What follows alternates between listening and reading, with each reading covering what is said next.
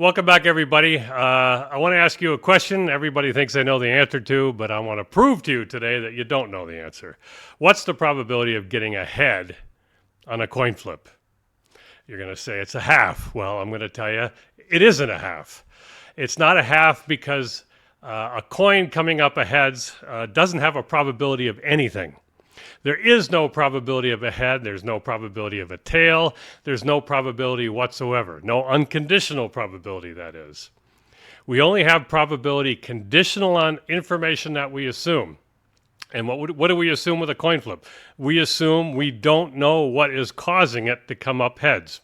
We take a coin, like this quarter right here, something like this, we give it a flip, and we bounce it around on our hands, and there we go. We have a head. Okay.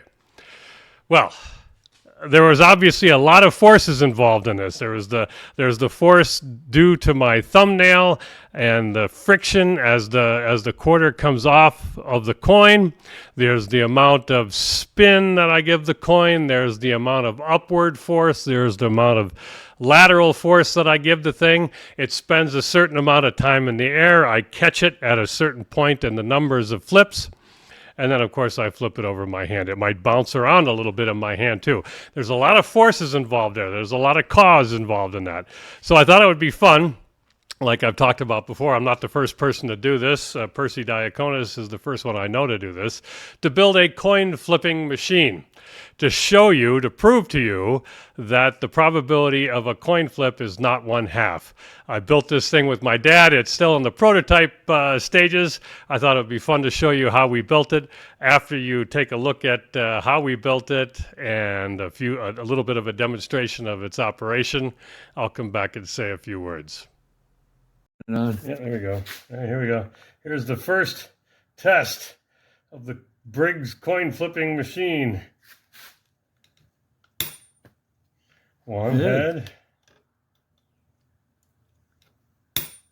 two heads,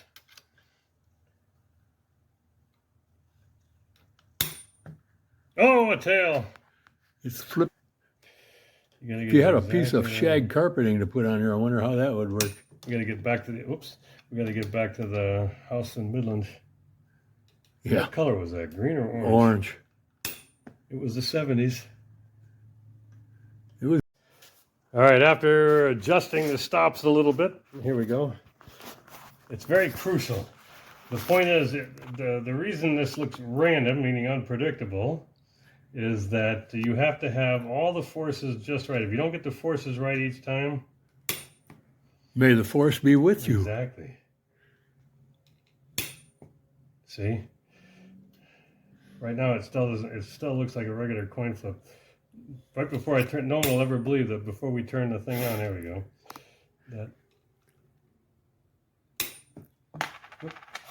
Matthew's contraption reminds me of a corollary to using a chainfall to pull a pimento out of an olive.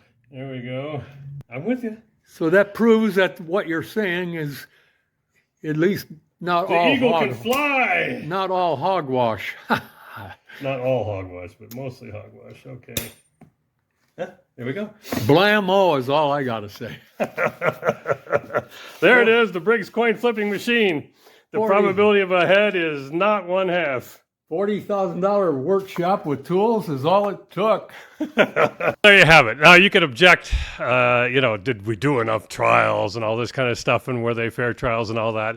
And maybe you object to the manner of the flipping and so forth, but it doesn't matter. The point of the whole exercise to build this coin flip machine was to control all of the causes operating on the coin. We tried to control the amount of upward force so that it was the same every time. I don't know exactly what it is, but it's the same every time. The amount of spin is the same, or very low spin, as it turns out, the same every time by the stops that we put into the thing.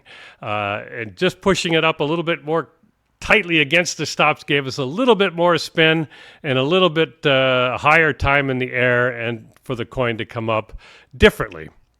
So, and of course, it's not 100% perfect. There's a little bit of variation there. We tried to control for most of those forces, but obviously did not get them all. It was the work of about an hour. We could go on and try to get that a little tighter. But the point of it is, but because we can control those forces, the minimal ones that we can, the probability is a matter of the information. The information now, we're much closer to knowledge of all of the causes. So the probability of a head is either much closer to 1 or much closer to 0, depending on how we flip the coin. Now, it doesn't work with coins, it works with everything. It doesn't just work with coins, it works with everything. This is how all probability is. Nothing has a probability. Probability does not adhere to anything. It's not inherent in any system.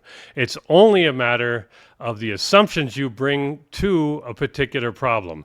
So one probability for you thinking about a coin flip is different than the probability for me thinking about a coin flip because I have this coin flipping machine. Thanks very much. All right, here's another version of the Briggs coin flipper, version 1. Head. Head. They get it just right. Head. Head. Head. Head. Head. Oh, there's a tail. I went down too far. If you go just far enough on this thing and really press up against these forward stops right here, you could get a little bit more zing to it, which gives it another flip. And if you brush up against these back stops right here, it gives it a little bit more friction, which makes it pretty much unpredictable because the quarter, of course, has these ridges on these old-fashioned eagle quarters anyway. I'm sure the new ones have one too, but I don't remember because I haven't seen it for a long time. But if you do it just right, you'll keep getting heads, like so. Or you can flip it over and let the eagle fly and get tails. Tails. Tails. Whoops, well, that didn't land well, but you get the idea. Or if you put it if you really press hard up against these stops, you give it just a little bit more force, and you see it flipped a little bit more and then bounced. I like it to land flat. That's the whole idea, to try to get the distance right so that it lands flat and absorbs all this. This is really just a bunch of shop rags and to absorb whatever motion you have. If you don't have all these shop rags, here's what happens. You have here's the eagle side. It bounced just a little bit, but not too much. Okay, not too much. That's pretty good. Maybe I have it. There, see? Sometimes it doesn't land right, and then it bounces away. Here's the head side up. Yeah, see? It hit and bounced over. Hit and bounced over. It happens too often. What we want is consistency. We want to get this thing so that every time, this is just a crude setup right here, and there's a lot of play. The reason these stops are here is to stop the lateral movement. There was some shaking back and forth, and this thing would launch at strange angles. And you really got to watch these back stops. Also pen this in so the back end doesn't fishtail one way or the other. Of course, this spring is steel, and it has a certain amount of force. The idea is to get the same amount of force every time. Not enough that time, obviously.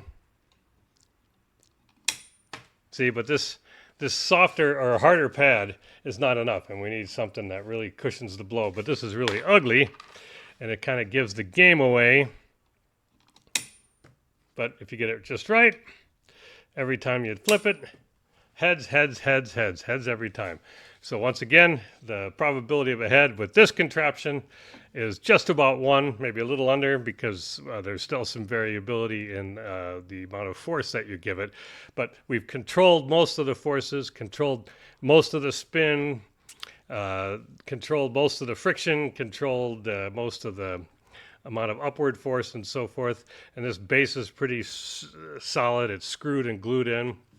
But what we really want is to make this thing in version 2 so that it spectacularly flips in the air a number of times, at least 3 or 4 times, and lands in something that doesn't look quite so dramatically, obviously a padding zone, so that it looks more like what people expect a genuine coin flip to look like, which is to say a coin flip where